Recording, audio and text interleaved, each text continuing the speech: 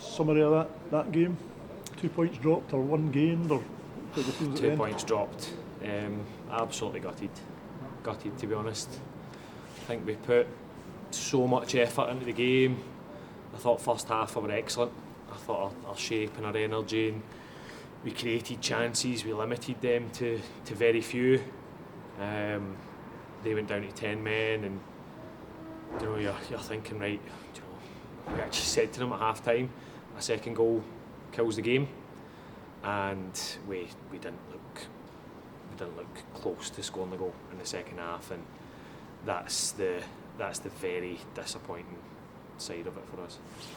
Because even then, it was really, to me, it was only that last sort of 20 minutes, half an hour, it was as if we suddenly got a bit panicky at the back and invited Annan onto us. It's been a bit of a recurring theme this year, and we're constantly saying the same things. Believe in yourself, be confident. We've got good players.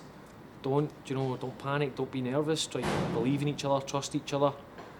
But you can give that advice as much as you want. They need to start doing it on the pitch. They need to start believing in themselves, having an actual belief that they're good players and they can go and affect games in more ways than one.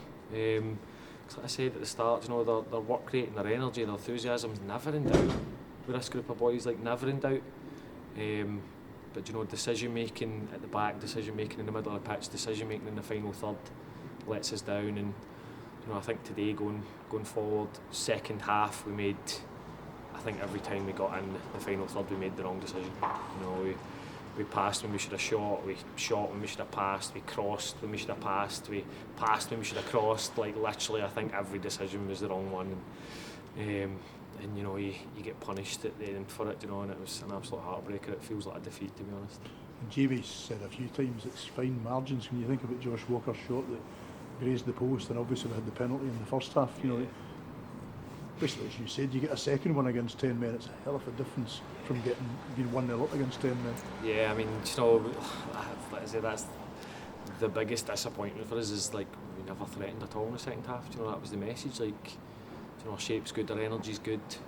Get a second goal, it kills the game. And say from the start of the second half right to the end, we never looked threatening at all. I don't think Annan did either, to be honest.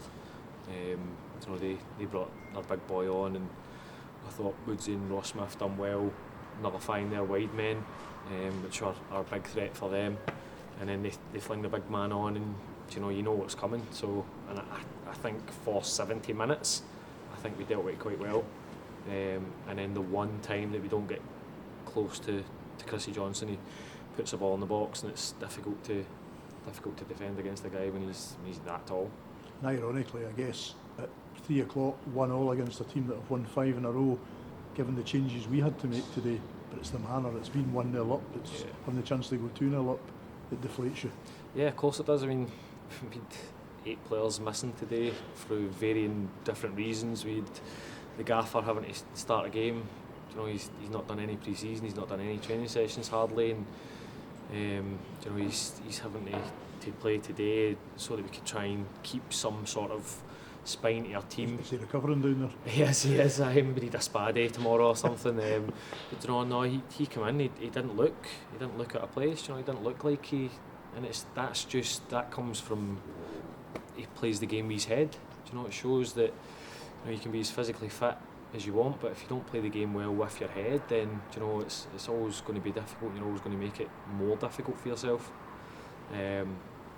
So yeah, it's just heartbreaking at the moment. It feels, I know it's a point, like you said, you made a good point. Start of the game, their third flying, all of our injuries, all of our missing players, suspensions, Gaffer playing the game, me on the bench. Dino came out of isolation last night. He's on the bench as well, and we could use all those things and say, yeah, look, it's a good point, but it just doesn't feel like it at the moment. You mentioned all those absences. If we look to the future, what are the chances of some of those folk being back for the next game? Hopefully, fingers crossed, we'll get some. But obviously, Sam is absolutely 100% out. His suspension, but we just need to wait and see really. Jack Baker's took a real sore one on his foot in the first half as well, so we'll need to monitor him. like I said, like the effort levels and the energy levels that are put into the game as well. The players will need to be monitored when we're in Tuesday night, see how they are, see how the legs are, make sure there's no niggles. We didn't really want to play Gal today from the start of the game either. He's not done many training sessions since the last game against Annan. He's just back fit, so he'll need to be assessed Tuesday night as well, make sure he's okay, and we'll take it from there.